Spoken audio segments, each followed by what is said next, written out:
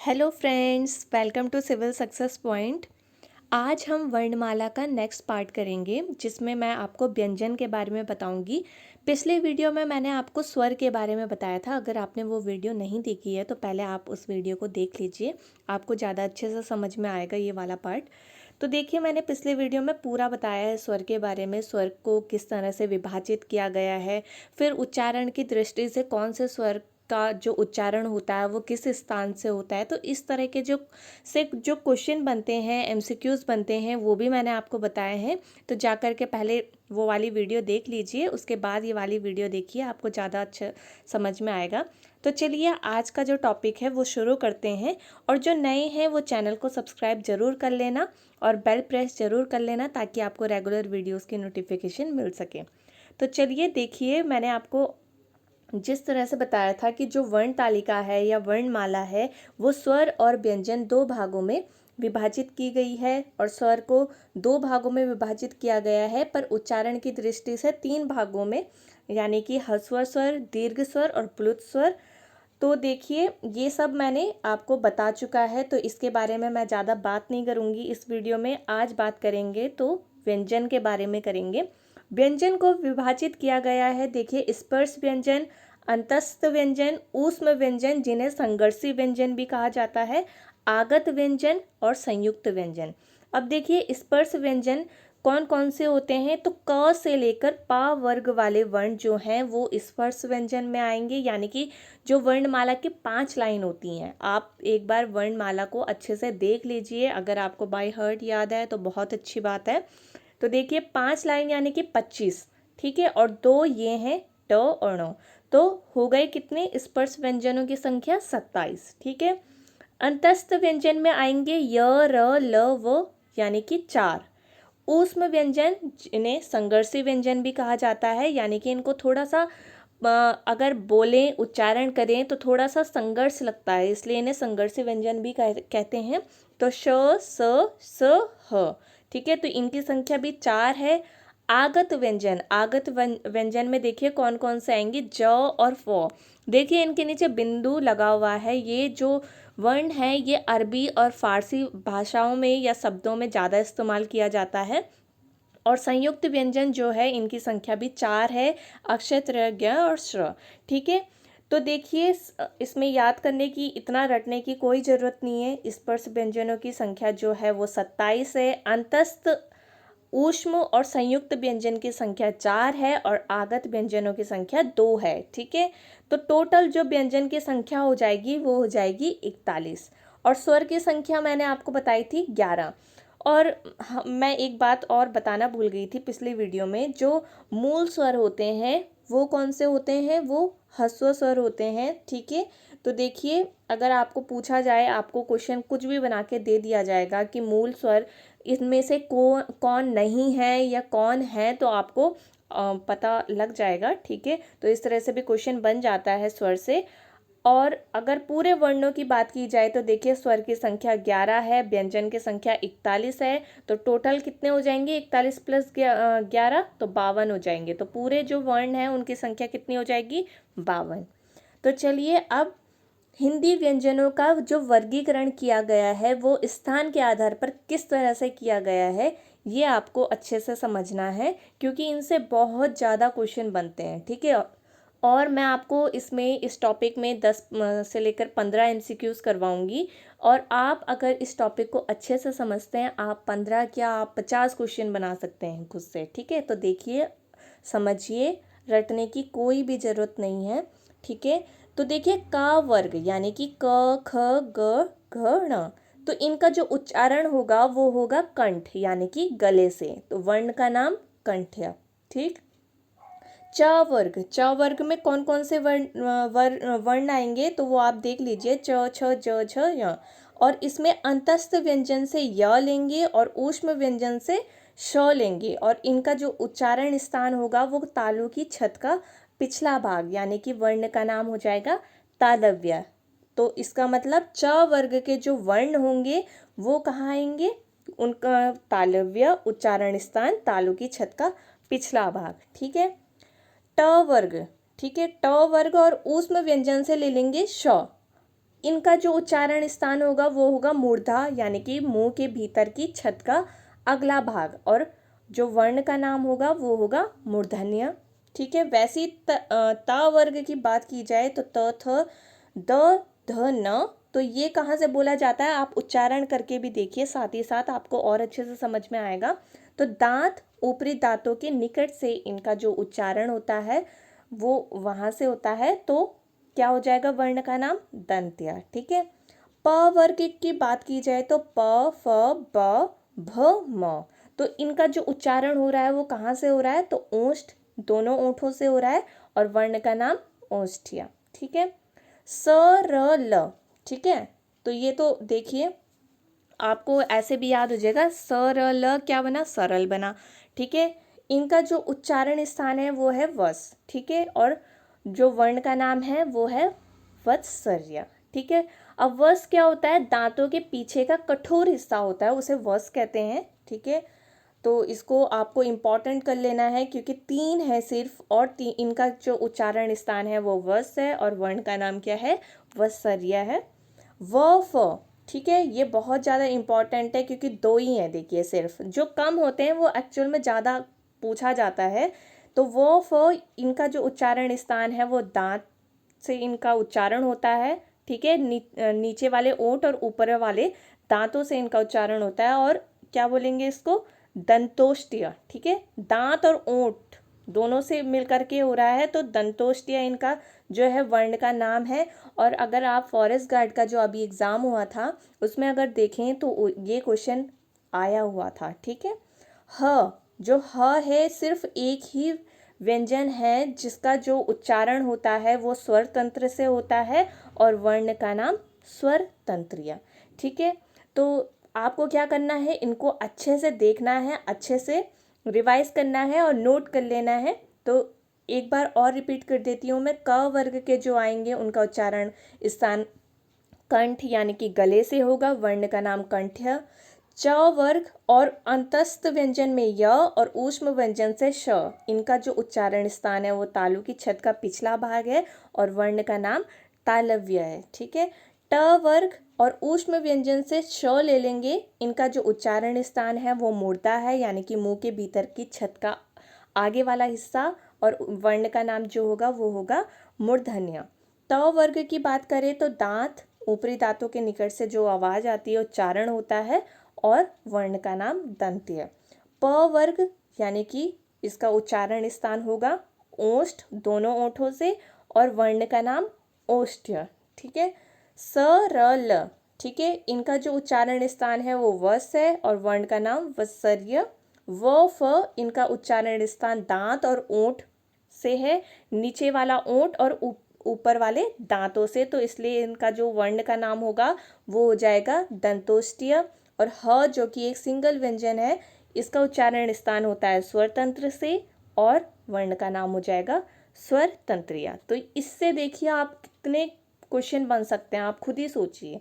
तो देखिए एमसीक्यूज को रटने से क्या होगा? एमसीक्यूज आप रटेंगे तो भूल जाएंगे, आप अगर इसको याद करेंगे तो आप कोई भी एमसीक्यू गलत नहीं करेंगे। ठीक है, अब देखिए एक क्वेश्चन बन के आता है कि कौन सा व्यंजन अघोष है, कौन सा व्यंजन सघोष है। ठीक है, तो इस तरह से भी अभी तो मैंने क्या बताया? उच्चारण, जो कि उच्चारण के स्थान बताए कि आपको वर्ण का नाम बताना है कि कहाँ से उच्चारण हो रहा है। इस तरह से क्वेश्चन बनेंगे।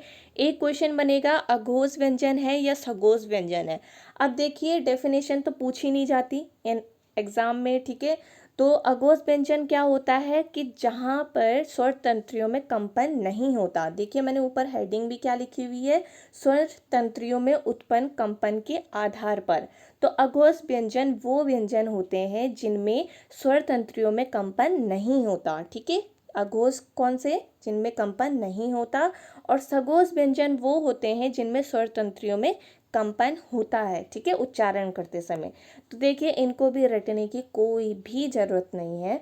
जो वर्ग होगा यानी कि क वर्ग है, जैसे तो क वर्ग का प्रथम और द्वितीय जो है यानी कि क और ख जो है वो तो हो जाएगा अघोष व्यंजन, और तृतीय, चतुर्थ और पंचम जो हो जाएगा वो हो जाएगा सघोष व्यंजन। ठीक है, और सगोज व्यंजन में एक और बात ध्यान रखिए, जितने भी 11 स्वर हैं, मैं बात कर रही हूँ अभी स्वर की, ठीक है, जितने भी 11 स्वर हैं वो सारे के सारे क्या होते हैं, सगोस होते हैं। तो इसलिए जो सारे स्वर हैं वो सगोस हैं, इसलिए उनसे क्वेश्चन नहीं पूछा जाता। और मैंने पिछले टॉपिक में भी ये नहीं बताया था।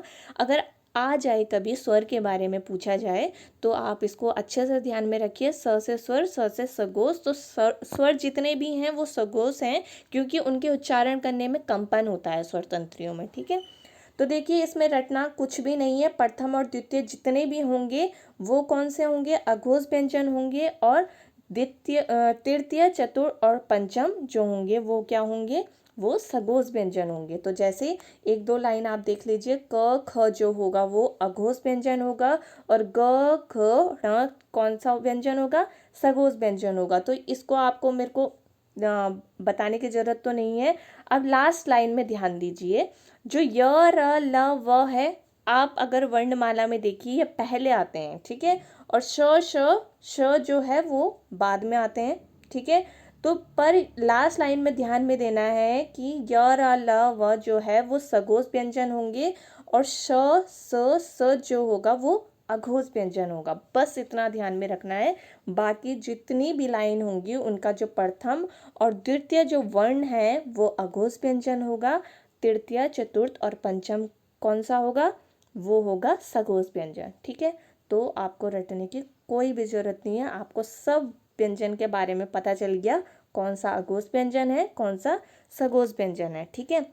अब देखिए दूसरी बात, श्वास यानी कि प्राण की मात्रा के आधार पर एक क्वेश्चन बनता है कि जो व्यंजन है वो अल्प प्राण है या महाप्राण है। तो देखिए इसमें क्या क्या है, आपको थोड़ा सा ध्यान में रखना है कि जो पहले तो जानिए कि अल्प प्राण और महाप्राण क्या होता है। प्राण का मतलब यहाँ पर क्या है, वायु से है, हवा से है। अल्प प्राण यानी कि फेफड़ों से जब कम हवा बाहर आती है उच्चारण करते समय, जब हम कुछ भी उच्चारण करते हैं, किसी भी व्यंजन का उच्चारण करते हैं, जब फेफड़ों से कम हवा बाहर आए तो वो होते हैं अल्प प्राण। और महाप्राण कौन से होते हैं, जिनमें बाहर हवा ज़्यादा आती है, ठीक है, तो महाप्राण वो होते हैं। अब देखिए ध्यान देने वाली बात ये है कि जिस तरह से मैंने अघोष और सघोष बताए थे, तो इसमें तो सिंपल सा था कि प्रथम द्वितीय जो है वो अघोष हो जाएंगे, और तृतीय, चतुर्थ और पंचम जो है वो सगोस हो जाएंगे। और लास्ट लाइन के बारे में भी मैंने आपको बता दिया कि ये जो लाइन है वो ध्यान देने वाली बात है इसमें। बाकी जितने भी ये हैं वो आपको अच्छे से समझ में आ गया होगा, ठीक है।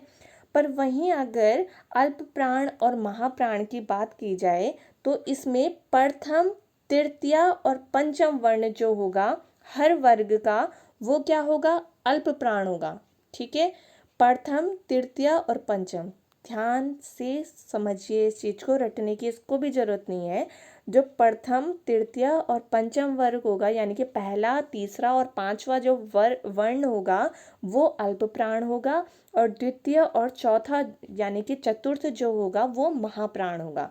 तो देखिए उसी तरह क, ग और ण क्या है, अल्प प्राण है, और ख और घ क्या है, महाप्राण है, ठीक है।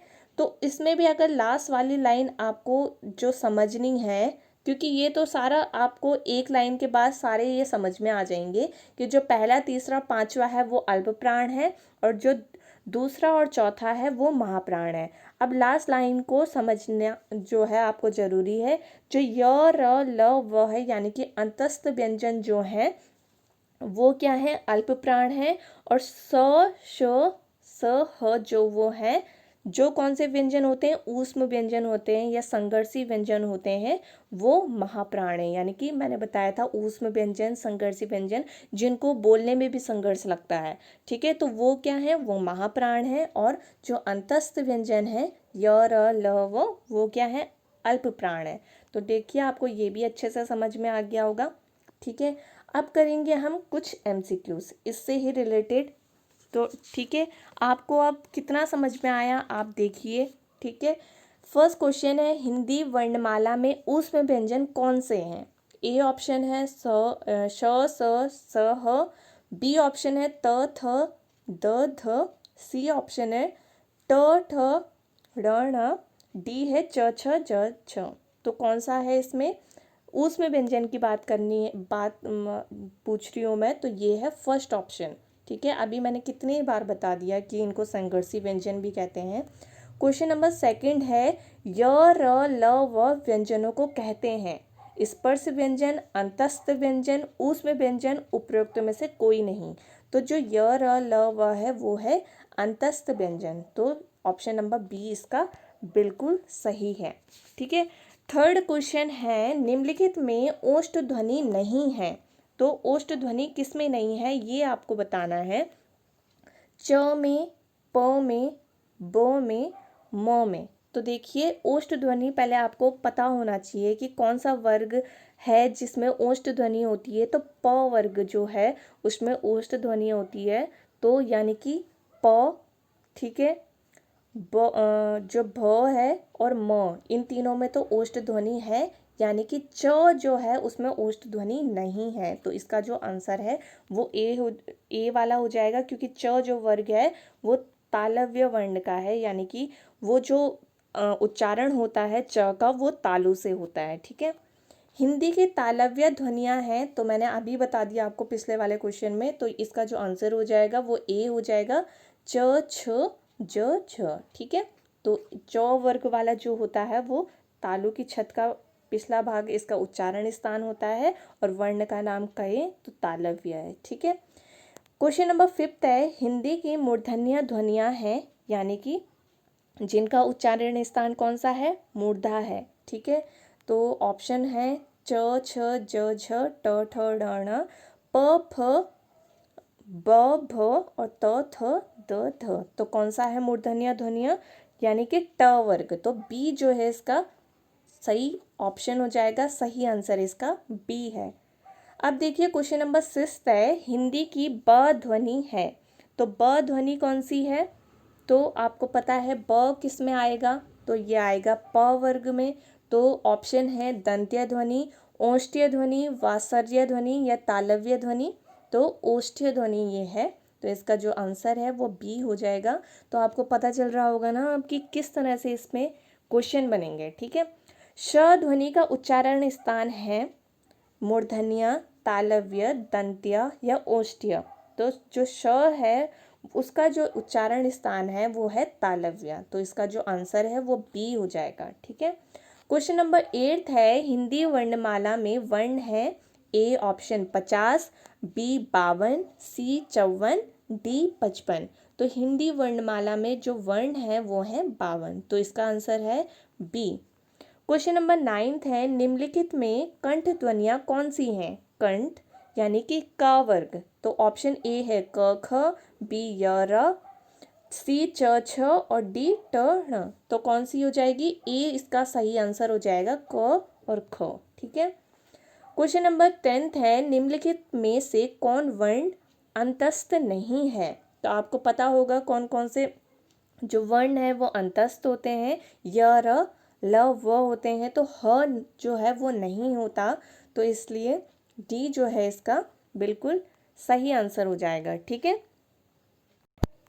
क्वेश्चन नंबर 11 है, कौन सी ध्वनि अल्प प्राण है, ए ख, बी ध, सी थ और डी त। अब देखिए अल्प प्राण यानी कि प्रथम, तृतीय और पंचम वर्ग आना चाहिए, यानी कि पहला, तीसरा और पांचवा वर्ग। तो जो त है वो पहले वर्ग में आता है, तो डी जो है इसका सही आंसर हो जाएगा। ये अल्प प्राण है, बाकी जो है महाप्राण है। क्वेश्चन नंबर 12 है, महाप्राण ध्वनियाँ व्यंजन वर्ग में किस से संबंधित है। ऑप्शन ए पहला दूसरा, बी दूसरा तीसरा, सी दूसरा चौथा और डी पहला और चौथा। तो देखिए मैंने आपको बताया था कि जो महाप्राण है उसमें दूसरा और चौथा वर्ग आता है, तो सी इसका जो है बिल्कुल सही आंसर हो जाएगा। क्वेश्चन नंबर 13 है, इनमें से कौन व्यंजन महाप्राण है। देखिए महाप्राण पूछा गया है इसमें, तो ऑप्शन है ख, बी क, सी च और डी ट। तो देखिए ख जो है वो दूसरा होता है, आपको पता है क ख, और दूसरा जो होगा वो होगा महाप्राण, क्योंकि दूसरा और चौथा क्या होता है, महाप्राण। तो इसलिए इसका आंसर जो है वो ए बिल्कुल सही हो जाएगा। अब क्वेश्चन नंबर 14 है, निम्नलिखित में से अघोष वर्ण कौन सा है? आपको पता होगा अब अघोष वर्ण कौन कौन से होंगे, पहला वर्ग और दूसरा वर्ग। तो ऑप्शन देखिए, ए ब, बी ज, सी ह और डी स। तो जो स है इसका सही आंसर हो जाएगा अघोष वर्ण, इसमें से स है। क्वेश्चन नंबर 15 है, निम्नलिखित में से सघोष वर्ण कौन सा है? सघोष वर्ण का मतलब तीसरा, चौथा और पांचवा वर्ग इसमें होना चाहिए। ठीक है, वर्ण सॉरी इसमें होना चाहिए। तो ए क, बी ख, सी ग और डी च। तो देखिए तीसरा इसमें ग है, बाकी देखिए क जो है वो पहला है, ख जो है वो दूसरा है और जो च होता है वो भी च वर्ग का पहला होता है। ठीक है, तो इसलिए जो इसका आंसर हो जाएगा वो सी हो जाएगा। तो सी इसका बिल्कुल सही आंसर है। अगर किसी को पता नहीं होगा तो क ख ग को एक साथ समझ करके च आंसर दे देंगे। तो इसलिए जो इसका जो अच्छे से समझना ज़रूरी है। एमसीक्यूज रट के आप इन क्वेश्चन को कभी भी सही नहीं कर सकते। ठीक है, क्योंकि क्वेश्चन देखिए कितने भी बन जाएंगे इनसे। ये तो मैंने कुछ ही आपको क्वेश्चन दिए हैं, सिर्फ 15 क्वेश्चन मैंने आपको बताए हैं। इनसे आप खुद देखिए कि कितने क्वेश्चन आप बना सकते हो। ठीक है, तो इसी तरह से टॉपिक को अच्छे से समझेंगे, उसके बाद एमसीक्यूज करेंगे। तो नेक्स्ट टॉपिक में मिलेंगे। अगर आपको वीडियो अच्छी लगी होगी तो लाइक ज़रूर कर देना।